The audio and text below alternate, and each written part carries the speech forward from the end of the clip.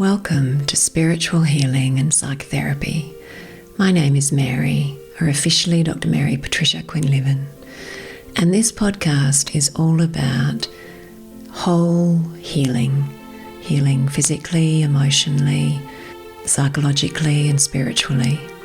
And we do that by being willing to see ourselves with gentle honesty and great compassion, and also by aligning with our inner spirit, our inner wisdom, and also the spirit within nature, Mother Earth. And as we align with this, we learn deeper love, deeper wisdom, and it brings blessing. It brings healing to us, to those around us, and Mother Earth.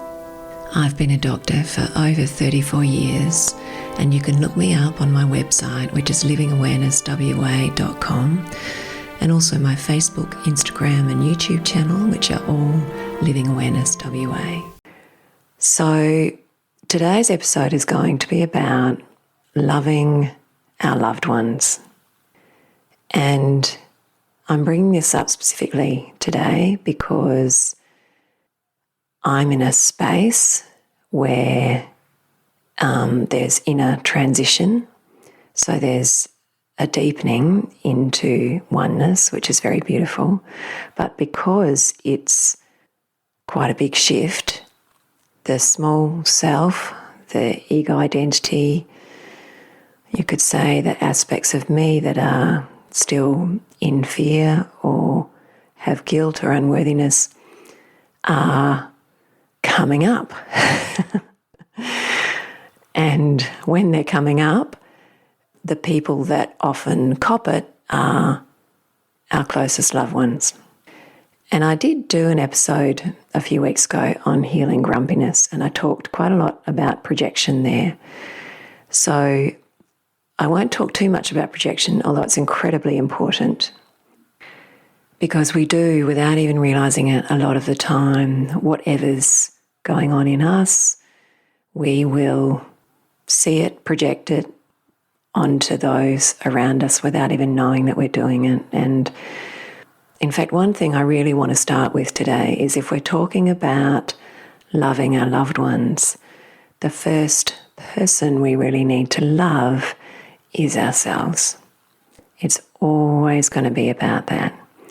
And I am getting clearer and clearer in my life that when I am impatient with myself or frustrated with myself or judging myself because there is still resistance in me, there is still elements of fear, unworthiness or guilt.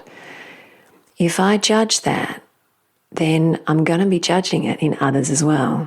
And likewise, the same occurs. If I am judging it in others, I'm going to be judging it in myself, because really we are all one divine essence. There is no separation.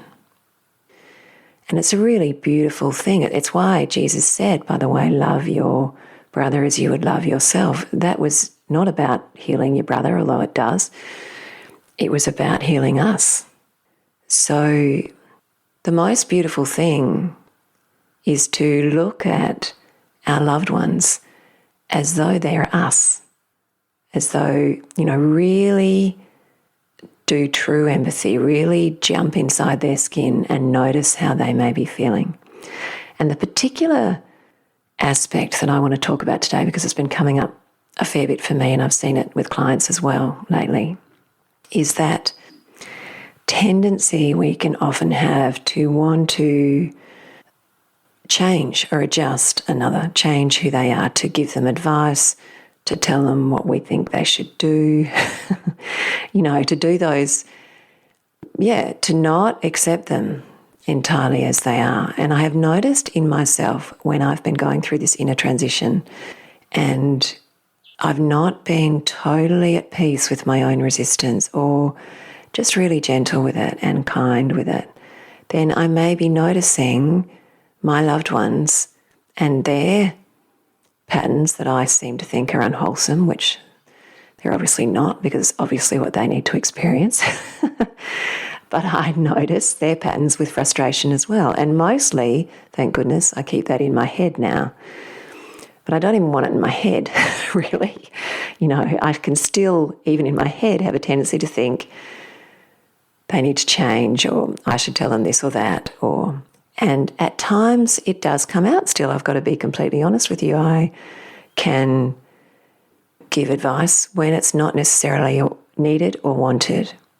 And what that does, if you really put yourself in the shoes of the other person and you recognise that they're doing the best that they can, and even if it appears that they are choosing patterns that are unwholesome, even if they're hurting others, which can happen, that's coming from stuff that's unconscious, their fear, their feeling of separation, their guilt, their unworthiness. It's not, they're still trying. So when we really step inside someone and we see that aspect, it becomes much easier to recognize, oh, okay, they're just trying to get love, for instance. They're just, the Course in Miracles says, Isira says, or Auntie Jinta says exactly the same thing, which is, and I know this within myself, anything that is not love is a cry for love. Because we're all just trying to find our way back to love, right? And when we're resting in that and in alignment with that, and, we're living from that truth, we're living a wholesome life. But when we're in our separated self that still has fear, unworthiness, guilt, what we're going to be doing is crying out to get back into love. And we may be doing that in ways that are not wholesome, but we don't know that. So it's about being patient and kind and gentle. And the journey into love brings up great resistance. And that's what I'm finding, is that as there's transition, more stuff comes up. It's like, okay, I've got to welcome this too and witness this too, and therefore my mirrors that are all around me, my loved ones, are going to get caught in that. And the opportunity is that they're showing me. They're showing me when I'm not at peace with myself, or when I'm not in judgment or when I am in judgment of myself, or not being kind and gentle. And I just want to get back to this giving advice thing. When we're saying to someone regularly, whatever it is that we think that they should do this or that, or perhaps they could try something else, or what it's really registering inside is that what they're going to feel is that what I am in this moment is not okay by you. And that's not going to build their worthiness. And this is all about worthiness. This whole healing thing, it's about worthiness. So when we feel completely innocent, guiltless, as we truly are, and entirely worthy of the love that is pure awareness, then we're going to be resting in it. So if we hold the intention to build worthiness rather than fix their behaviour, or even fix our own. So even for ourselves, if it's about building worthiness, not about getting it perfect, or not making mistakes, or stumbling, or having a lot of stuff come up, anger, fear, unworthiness, guilt, whatever.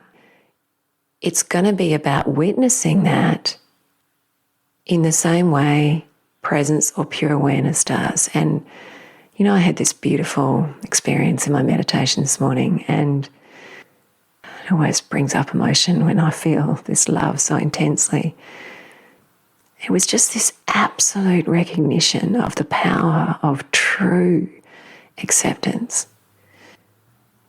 Presence, divine love, awareness is not witnessing anything we do with even the tiniest iota of judgment, because this is a dreaming. It's not really real.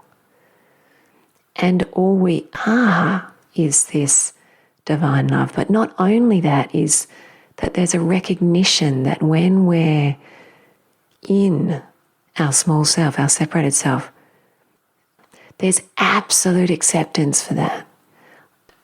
Acceptance that is beyond this world's acceptance. It's divine love. It's unconditional love. It's absolute perfection, okayness, still seeing the beauty of what we are, no matter what we're doing. And, I was recognizing that in a moment of recognizing my own anger that was coming up and recognizing that essence of presence, in unconditional love.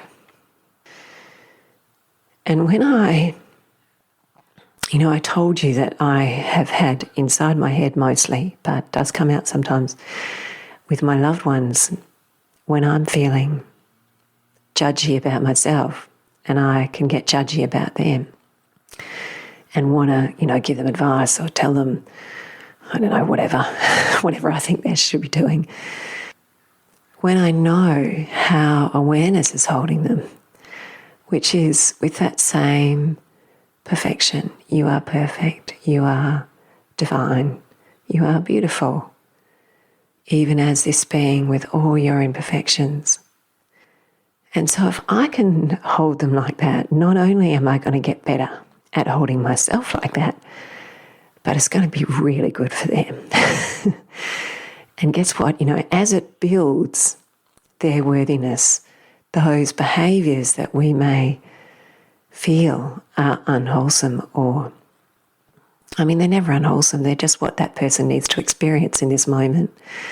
And, many times for all of us, we need to experience some suffering. I've done it plenty of times,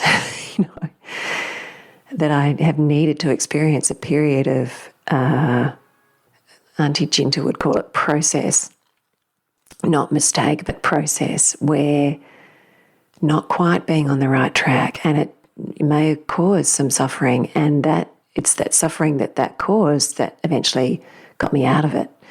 So we have to let our loved ones be in that. And, the greatest love we can offer them is that. And this doesn't mean two things, and I hope I remember to come back to both of them. But the first is that if we're in a relationship with someone and there are elements that don't ring true for us, that in our direct relationship with them, there are things that are hurtful for us or not wholesome, or if we were not being respected, of course, it's really important to set our boundaries and own our truth. Love does sometimes have to be very firm. And I don't know, just a very small example of that is, say, with my children, although I'm trying to learn in what they're doing in their life, the choices that they're making, that I leave them to it.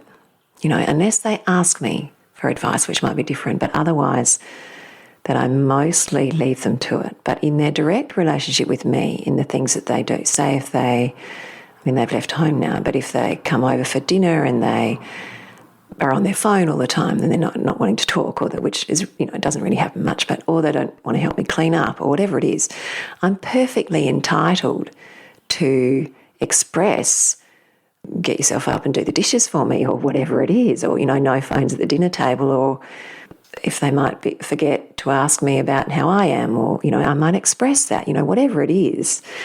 It's very important that we feel okay about setting our boundaries. And the other is that the second thing, I think this was the second thing, but anyway, what's in my head now is that sometimes in a relationship, we might be with someone who is choosing to keep their head in the sand, only from their own fear and unworthiness and sense of separation, but nonetheless choosing to keep their head in the sand and perhaps not face their own stuff, and we might be copying their projections or we might have a sense that it's not wholesome to be with that person anymore, or to spend less time, or whatever it is. And that is also perfectly okay. It can still be loving to leave someone. It doesn't mean we have to hold them with judgment. And yes, sometimes when we're in a relationship like that, anger may come up, and that anger might be useful because it's telling us, hang on, something's not quite right here, and we need to honour our truth and own our power, I suppose, and ensure that we are respected.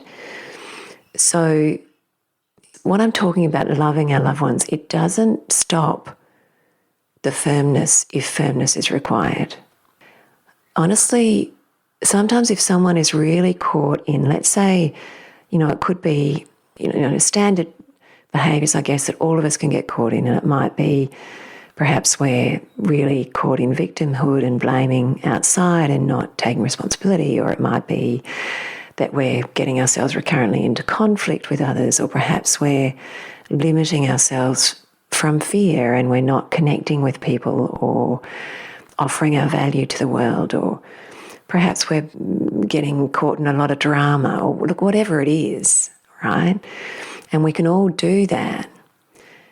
It's never about judging that person, but we don't have to enable it. And, many times I talk to clients about ways to be true to yourself and what your gut's telling you, which is if you're with someone and they're caught in a lot of blame or a lot of victimhood, or they're complaining a lot and you're finding that difficult to be around, then there are ways that you can deal with that. And it might be that you love sandwich it. You say something like, it's really lovely to see you, but, could we talk about something else today? Or because I really love, sharing this stuff with you, whatever it is, we can directly address it. We can perhaps just not engage with it, not ask questions about it so they don't go there. We can walk away.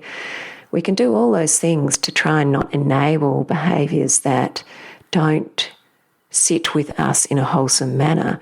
But it doesn't mean we have to judge that being for being in that, because we've all done it.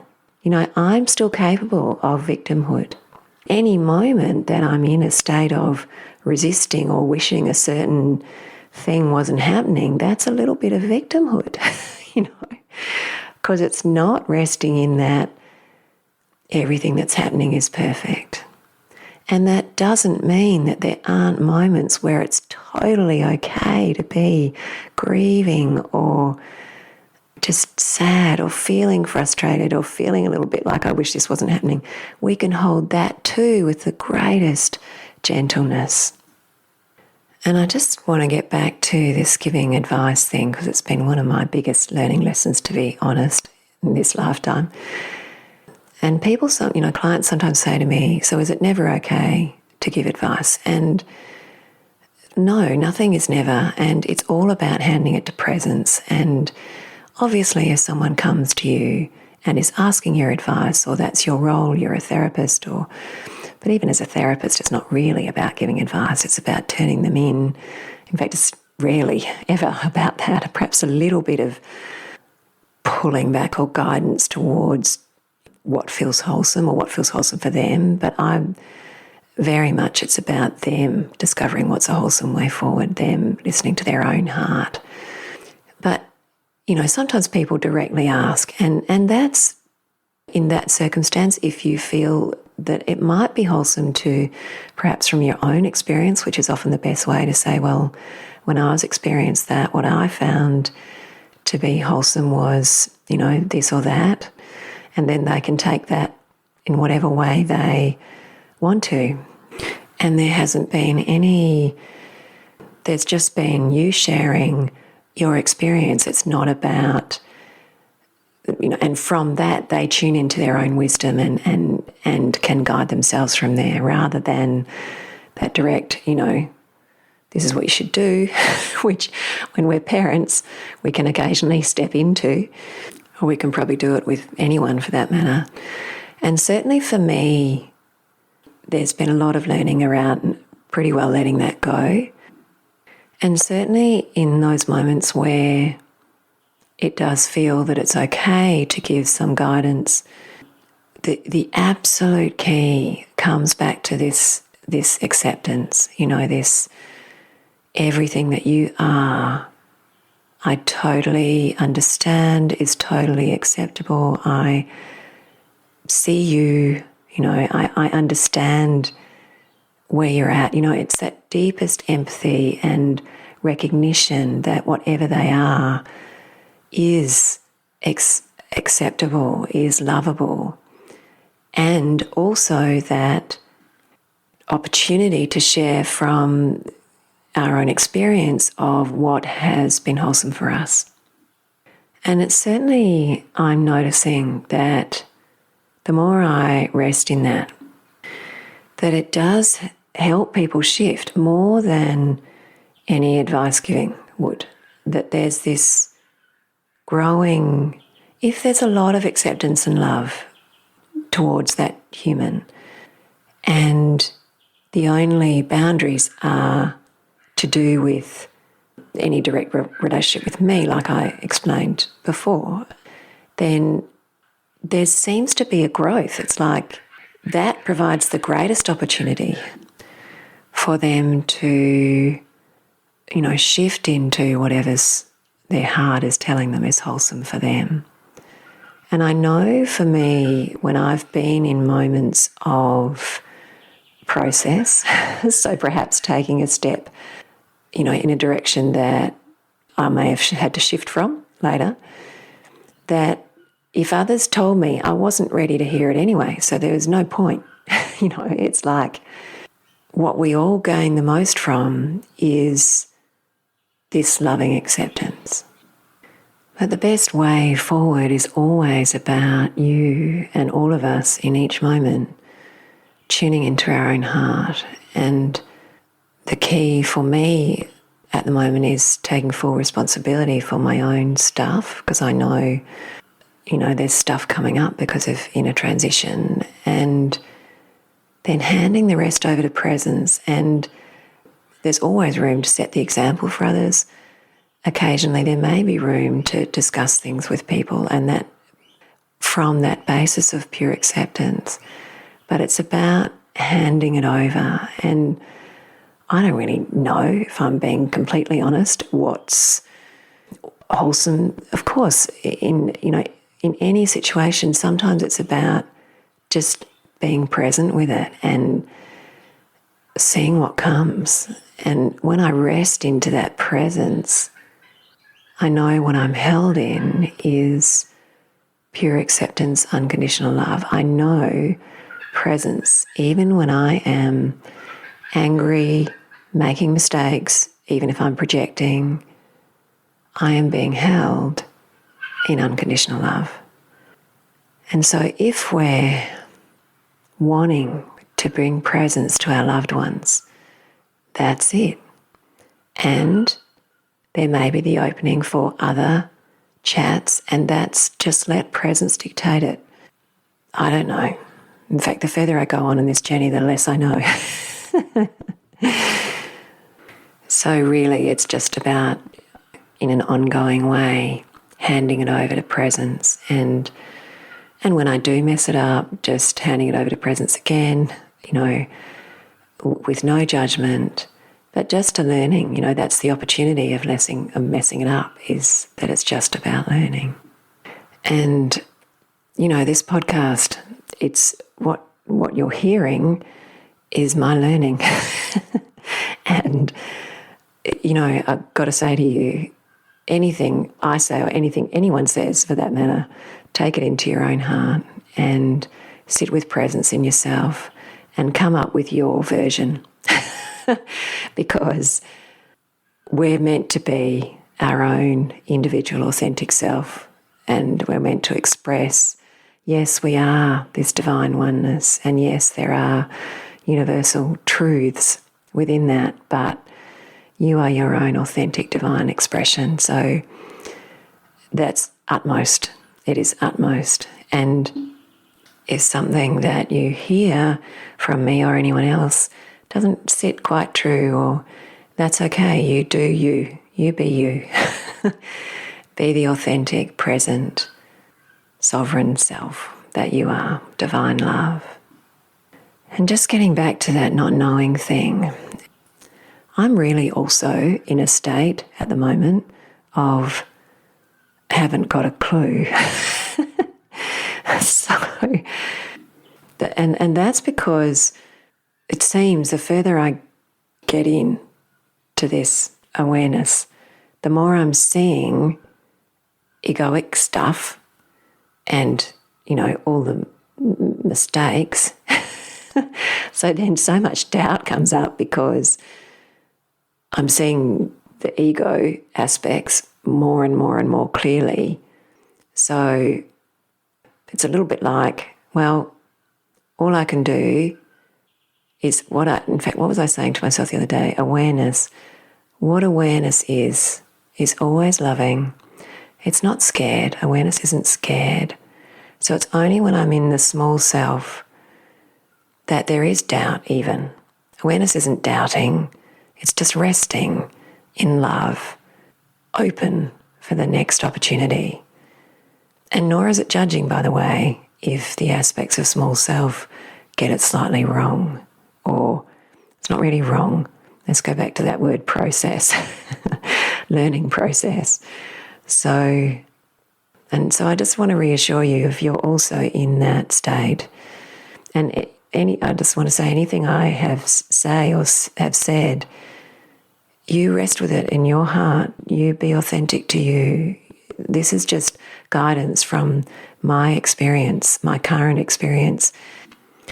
And that experience shifts all the time. It's really about hopefully becoming a clearer conduit for presence over time with that individuality that is meant to be expressed as well. But am I totally clear conduit? No. Am I working on that? Yes. So am I always getting it right? No. So it just keeps coming back to that oneness, that is awareness, that is truth, reality. It's not scared. It's trusting, loving, divine, whole, connected with everything. And that space of awareness can witness the small self that does have doubt and fear and unworthiness and guilt sometimes, and anger and all of those other things, that it can witness that with absolute compassion, absolute acceptance. So just coming back to that pure awareness, the oneness that we all are. And knowing, that's the other thing that's coming a bit lately, is that my loved ones are within me and all around me as that oneness, that one divine essence, as is everybody, the earth, the trees, all of you. I think that's enough for today. Thank you for being with me. It's been an absolute pleasure to share with you. And as always, I'd love you to share this podcast with friends or family or anyone you think may be interested. And don't forget to check me out on livingawarenesswa.com and all my other pages, Facebook, Instagram, YouTube, Living Awareness WA. And I highly recommend Isira, and her website is isira.com. Much love to you all.